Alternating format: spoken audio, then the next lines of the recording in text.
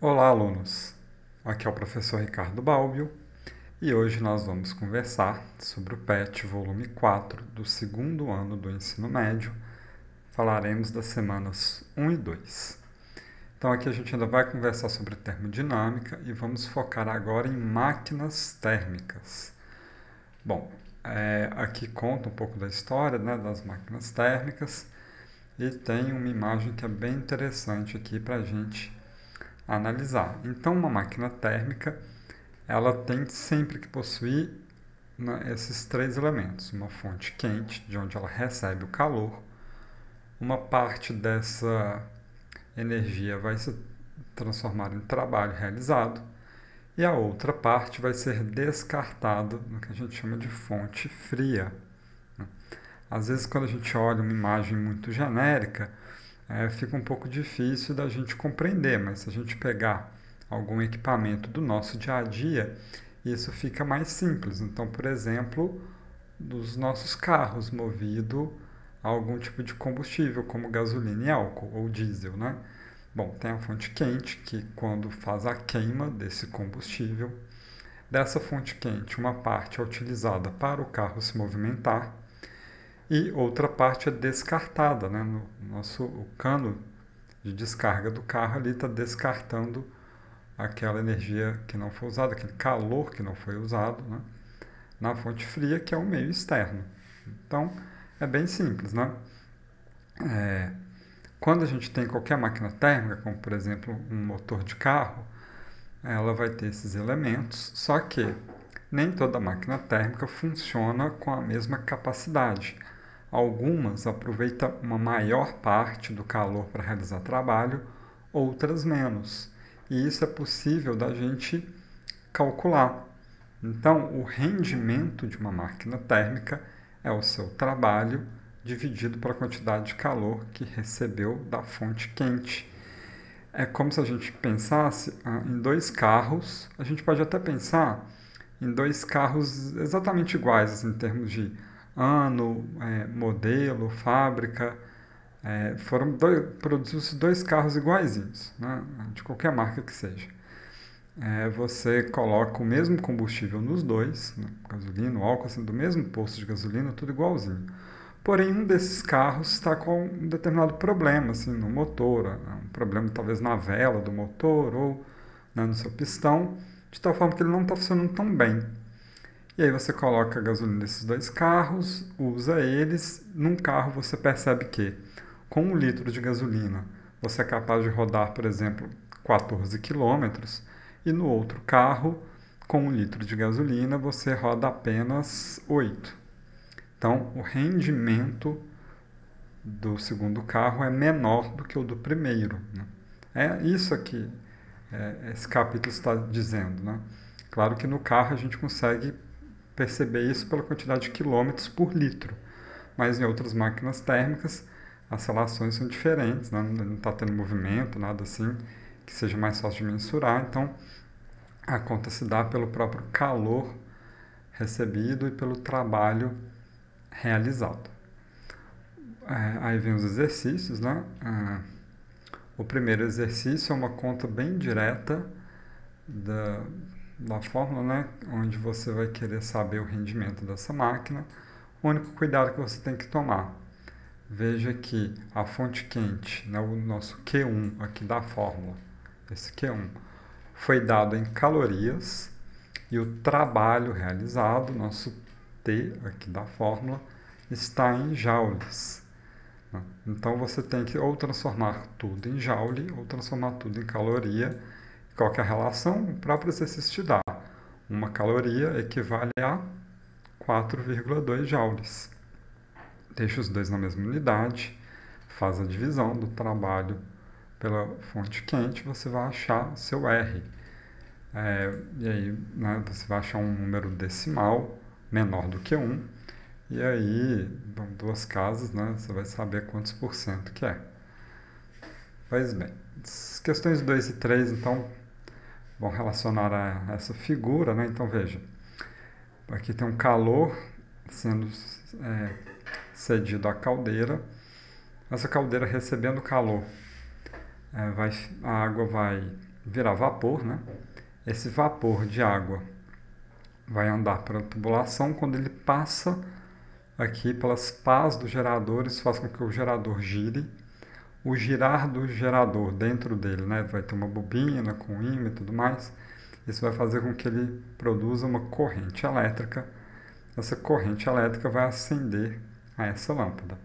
Bom, essa é a parte elétrica, né? Vamos voltar aqui para o vapor. O vapor passou, fez girar, continuou, veio para um condensador, onde uma parte, né, do calor vai ser descartada, ele volta a ser água líquida. Essa água líquida continua andando pela tubulação e volta à caldeira. E o ciclo se fecha e aí começa tudo de novo. Ok? Bom, olhando para aqui, você vai me falar a fonte quente, a fonte fria e o trabalho realizado. Tá?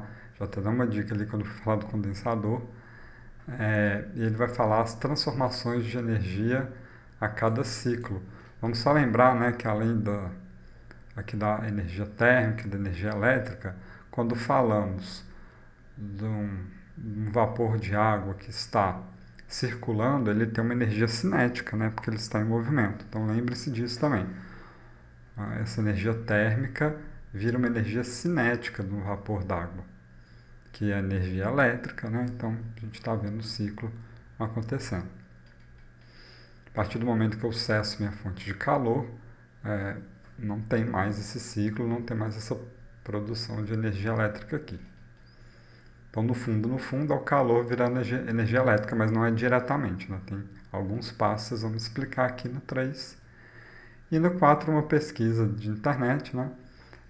Não é tão difícil, tá? Só jogar no Google aí, ou em outro site de busca na internet, você consegue achar essas informações para responder a questão número 4, lembrando que, além de falar da parte física, né, é importante também compreender aqui, no termo do motor elétrico, em comparação de combustão, a questão da emissão de poluentes, né, de gás carbônico, todos esses problemas que vivenciamos aí devido à alta emissão de gás carbônico na atmosfera, o que o motor elétrico não produz. Então não se esqueçam de falar dessa parte ambiental também, quando estiver comparando um motor elétrico com um de combustão interna. Beleza. A 2 ainda continua bem dentro desse tema. Agora a gente vai entender também, né, a gente viu essa fórmula na semana 1, rendimento de uma máquina térmica ao trabalho dividido pela fonte quente. Porém, pensa comigo, você recebe um calor, uma parte vira trabalho, o resto é descartado. Como tem a conservação de energia, nada some ali, tudo que recebeu ou virou trabalho ou foi descartado na fonte fria. Logo, o trabalho também pode ser calculado como o quanto que eu recebi menos o tanto que eu descartei, que é meu Q2. A diferença entre esses dois foi justamente o que se utilizou no trabalho. Então, eu consigo calcular o rendimento de uma máquina térmica sem saber o trabalho realizado, só sabendo o calor absorvido e o calor cedido. Isso possibilita contas com outras informações, né, diferentes ali da semana 1. Tá? Bom, outra coisa também dessa semana é o ciclo de Carnot. Esse cientista, o que ele percebeu, né? Sadi Carnot. Ele pensou o seguinte, tá, se eu tivesse uma máquina térmica que funcionasse de uma maneira ideal, então são duas transformações isotérmicas e duas adiabáticas, aqui nesse parágrafo explica direitinho. Forma-se esse gráfico aqui, um gráfico de pressão por volume. Então veja, a pressão está diminuindo e o volume está aumentando, depois o volume começa a diminuir e a pressão vai aumentando. De A para B é justamente aquele momento que a máquina térmica recebe o calor, e de C para D é justamente quando ele descarta. Se ele funcionasse perfeitamente bem igual a esse gráfico, o Carnot percebeu que seria uma máquina com o maior rendimento possível. Nós não conseguimos construir uma máquina com rendimento tão bom quanto o que o Carnot propôs, né? Porque existem todas as variáveis da vida real. Nenhuma máquina consegue ser 100% adiabática, né? Imagina um motor de um carro ali, tá, tem várias coisas acontecendo, ele está em contato com o meio externo, mesmo que fechado ali. Não tem como ser adiabático, né? Nem isotérmico nessas transformações, então nunca é tão perfeitinho quanto o Carnot, mas se fosse, isso seria o maior rendimento possível. Aí, sei lá, como se 1 litro de gasolina, um carro conseguisse andar 30 quilômetros, 35 com 1 único litro de gasolina. Percebe? É claro que isso não acontece na vida real, mas seria assim se a gente alcançasse esse ciclo aqui ideal de uma máquina térmica funcionando. Por que isso é importante? Bom, para você comparar a sua máquina real com o máximo de rendimento que ela poderia ter. Aí você vê o quão bom ela é. E outra coisa interessante é que, em termos de fórmula, para você calcular esse rendimento máximo, né, de uma máquina térmica, se ela estivesse no ciclo de Carnot, você não precisa saber os valores de calor recebido e cedido. Você consegue fazer essa conta só sabendo as temperaturas da fonte fria e da fonte quente, né? Você joga nessa fórmula daqui e lembrando sempre que tem que estar em Kelvin. Por isso que a gente já discutiu Kelvin no PET 3, né? Então voltem lá. Transformar grau Celsius em Kelvin é bem simples, mas é imprescindível, senão as contas saem todas erradas aqui. Ok? Bom, de exercício também vai ser alguns cálculos usando essas fórmulas que a gente já viu. Então, ó, a primeira está bem direta, né? Já te deu aqui a temperatura em Kelvin, fonte quente, fonte fria. Só jogar nessa fórmula que você encontra. Olha só, tem esse motor aqui que ele te dá a temperatura da fonte quente e fria. Com isso você calcula o rendimento máximo. Ele te fala que o rendimento dele é de 40%. Então você vai comparar o rendimento real com o rendimento máximo que você vai calcular com esses dois dados, julgando na fórmula aqui do Carnot. Bem tranquilo também. O A3, né, ele te dá aqui o calor, né, da fonte quente e fria, toma cuidado, aqui tem caloria, aqui está em joule. Tem que estar tudo na mesma unidade. Tá? E aí o rendimento da máquina volta para a fórmula, para a primeira fórmula lá. Você vai usar essa fórmula daqui, né? Q1 é a fonte quente, Q2 é a fonte fria, você calcula o R. Ok. E aí, né, você vai ter, aqui você tem um trabalho, né? Então você consegue calcular usando esse daqui, mas você sabe também que o trabalho é Q1 menos Q2. Então é só usar aquelas fórmulas lá que você chega sem dificuldade. Bom, 4. De novo, aqui a gente tem que tomar cuidado que aqui está em caloria, aqui está em joule. Né? E ele quer saber se essa máquina térmica é possível. Então você vai calcular o rendimento dele, o R, né?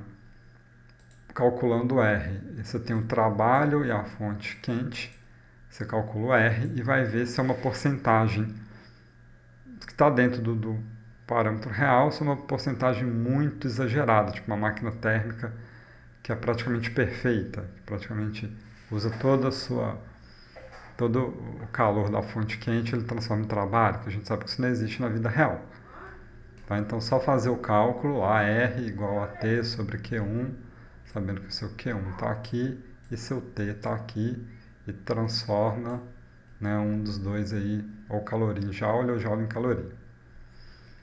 E por último, essa questão do Enem, eu acho ela um pouquinho complicada, mas o que eu vou fazer para ajudar vocês?